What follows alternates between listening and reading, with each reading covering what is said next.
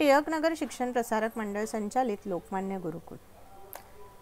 Children, in the part 1 of lesson number 7, Major Dhyanchand, we have seen how Major Dhyanchand had played the Olympic Games against the Germany and now we will see what happened next while playing the game in the Olympics. So about the Olympics, I would like to give you one information you might have aware about the Olympics which are going right now in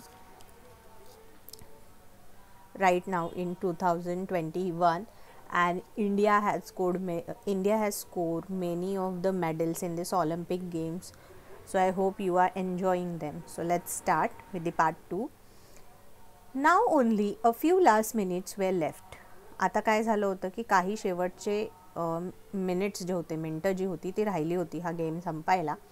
Dhyanchand had resolve to win, आणि ध्यानचंद जे होते ते जिंकण्याच्या अगदी जवळ होते, म्हणजे त्यांनी तोडगा काढला होता. रिझॉल्टचा अर्थ इथे तोडगा असं आपण म्हणू शकतो जिंकण्यासाठी.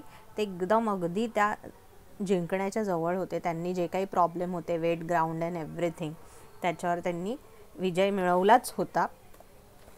The match at any cost without allowing Germany to make any more goals. आता जर्मनीला आणखीन गोल त्यांनी मिळवू न देण्याचं ठरवलं होतं आणि ते मिळवू देत नव्हते, ते तसं अलावच करत नव्हते जर्मनीला. His spike shoes were making it difficult. आता स्पाइक शूज म्हणजे एका प्रकारचे विशिष्ट शूज असतात हे, जे बेसिकली स्पोर्ट्समन्स जे असतात ते हे शूज वापरतात. आता ह्याच्यामध्ये अडथळा काय येत होता, तर पाऊस पडल्यामुळे जो ग्राउंड ओला झालेला होता त्याच्यावर हे जे शूज त्यांनी घातले होते, स्पाइक शूज, त्यामुळे त्यांना खेळणं थोडंसं कठीण होत होतं. For him to run fast on the wet ground, he remove the shoes and the socks and begin to run barefoot. मग त्यांनी ह्याच्यावर काय तोडगा काढला, तर त्यांनी ते शूज आणि सॉक्स काढले आणि ते अनवानी खेळू लागले ग्राउंडवर. Using his amazing skills of dribbling and his near magical game, he began to send one pass after another to the player in the D, that is in the defenders or opponents area, from where they could make goals.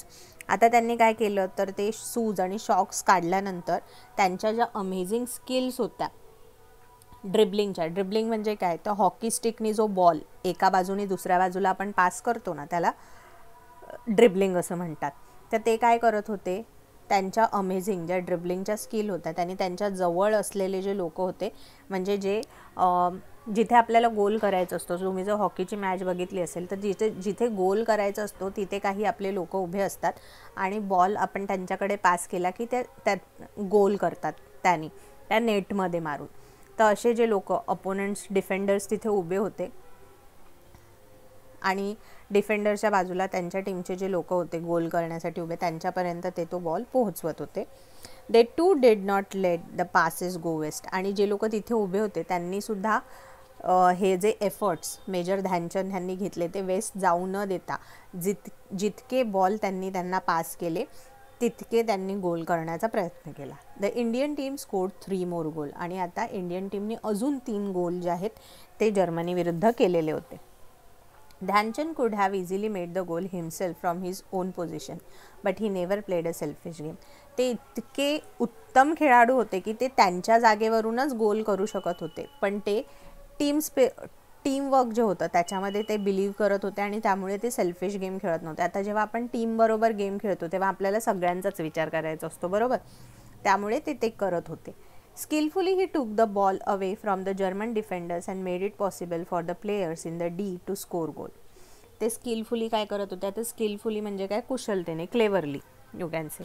तर cleverly ते जो ball आहेत ते German डिफेंडर्सच्या जवळ उभे असलेले जे players होते गोल करण्यासाठी, ज्यांना प्लेयर डी असं म्हटलं जातं, त्यांच्याजवळ ते स्कोर करण्यासाठी बॉल नेऊन पोचवत होते आणि ते जे डी प्लेयर्स होते ते सुद्धा या संधीचा उत्तम उपयोग करत होते. So I hope children you have understood the lesson till here. Now in the next lecture we will see the part 3 of this lesson. Thank you.